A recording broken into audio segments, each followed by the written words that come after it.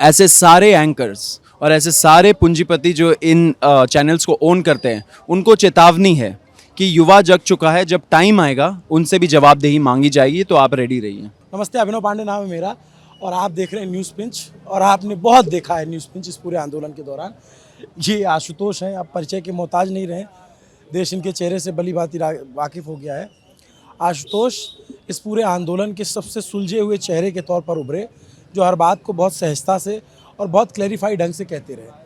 नारों के शोर में नहीं, इन्होंने मजबूती से बात कही। और यही आप देखेंगे, जेपी नड्डा से मिलने गए, फिर डीसीपी से भी, और इन्होंने सारा ऐलान किया। आशुतोष, कैसा लग रहा है? बहुत क्लीशे सा सवाल। कहने के लिए शब्द नहीं बचे ऑनेस्टली। 2 महीने पहले तक जीवन कुछ और था।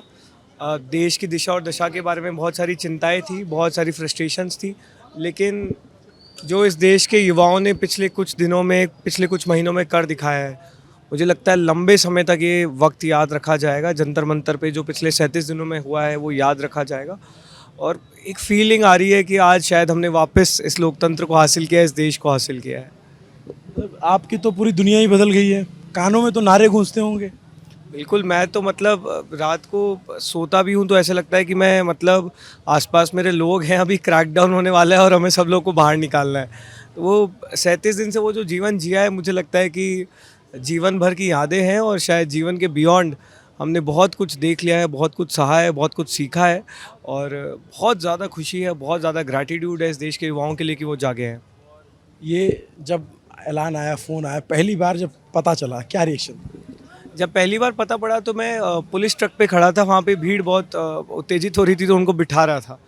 तो वो बात हुई और मेरे को नीचे सौरभ ने बोला कि इस्तीफ़ा हो गया है, क्योंकि सौरभ मेरे साथ इस तरफ खड़ा था। फिर हम दोनों भागे और जब तक हम भागे तो इतनी तेज़ लोग चिल्ला रहे थे कि हमें समझ में आ गया कि ये कन्फर्मेशन हो गया है। और मैं तो उधर था आशु, उस तरफ था, और सुबगाहट हो गई थी, नेट चल नहीं रहा था, पता नहीं लग रहा था। फिर जब मैंने जाके लोगों को बताना शुरू किया तो बोल रहे थे कि भैया आप बताओगे तब मानेंगे, गोदी मीडिया का नहीं मान रहे हैं। नहीं, सही बात है। देखिए, मुझे लगता है इस आंदोलन ने बहुत चीज़ें बदली हैं और जिस तरह से मीडिया को देखा जाता है वो बहुत बड़ा बदलाव हुआ है। मुझे लगता है, मतलब नॉट टू ब्रैग, बट मुझे लगता है फ्यूचर आप जैसे लोगों का है जो इंडिपेंडेंटली अपनी बात रखते हैं, ईमानदारी से रखते हैं।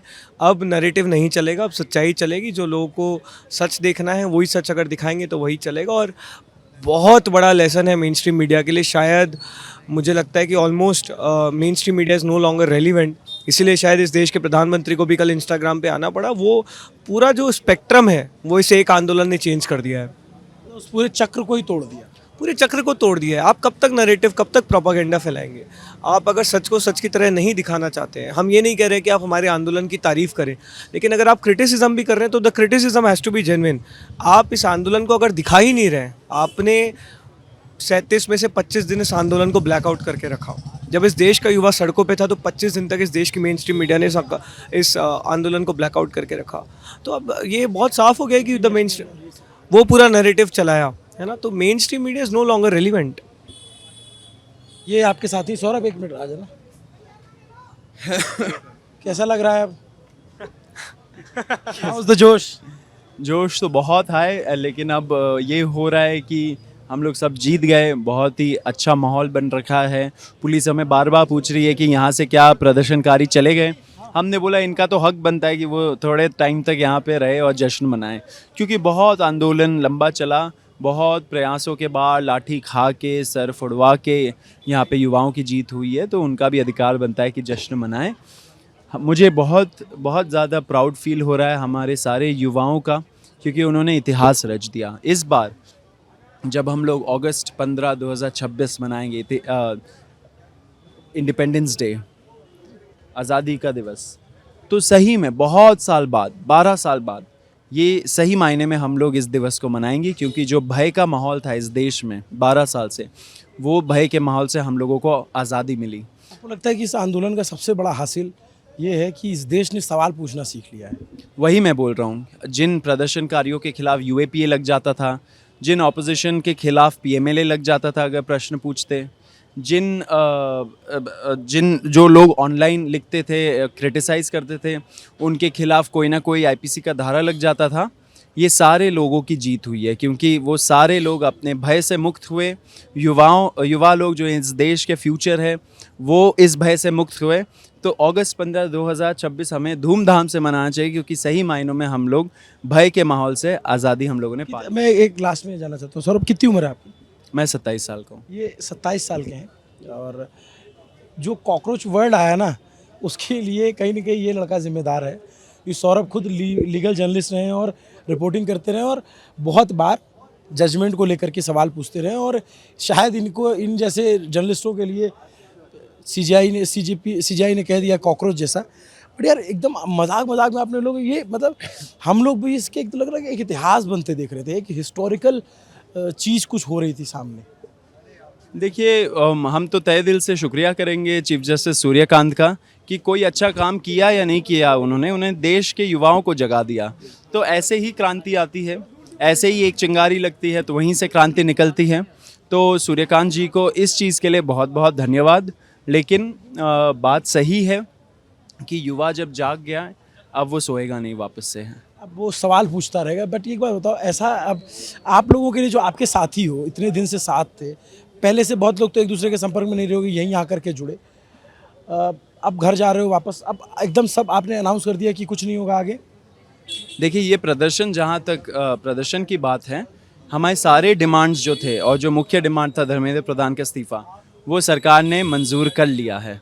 तो इससे हम लोगों ने इस प्रोटेस्ट को कॉल ऑफ कर दिया है, विड्रॉ करने के लिए बोला है लोगों को। अभी भी लोग जो गैदर्ड है वो जश्न मना रहे हैं, उनका अधिकार है जश्न मनाना, लेकिन उनसे भी अपील है कि जब थोड़ा सा टाइम हो जाए, धीरे धीरे आप विड्रॉ करिए, घर जाइए, जश्न मनाइए, और याद रखिए कि एक साथ एकजुट होकर रहना है, ऐसा ही एकता हमें दिखाना है। इसी से सही में सही टर्म्स में ये देश आगे बढ़ेगा। ये बताओ आप, ये आप लोग के लिए एंड गेम मोमेंट है, सारे साथी, सारे आपके एवेंजर्स बिखर रहे हैं अब?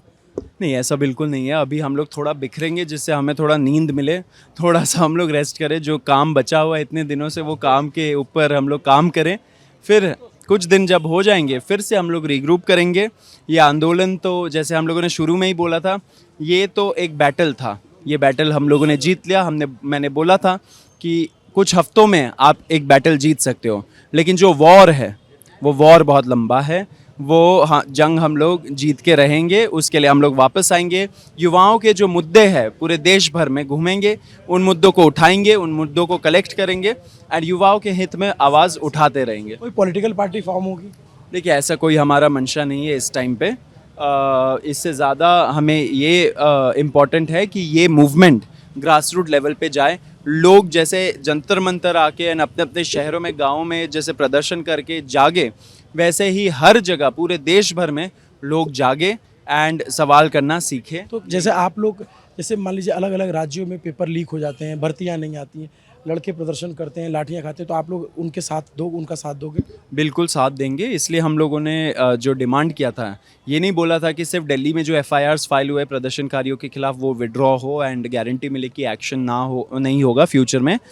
सारे युवा जो पूरे देश भर में, बीजेपी के स्टेट्स में, बीजेपी एलाइड स्टेट्स में जो भी प्रदर्शनकारियों के खिलाफ एफआईआर फाइल हुआ है, वो भी विड्रॉ होगा, वो भी गारंटी हम लोग। मीडिया के रोल को कैसे देखते हो आप इस पूरे आंदोलन में? देखिए, जो न्यू मेन स्ट्रीम मीडिया है, आप जैसे यूट्यूबर्स, आप जैसे इंडिपेंडेंट जर्नलिस्ट, कंटेंट क्रिएटर्स, उनके बल पे ये मूवमेंट आगे बढ़ा है। वो हमारे रीढ़ की हड्डी है।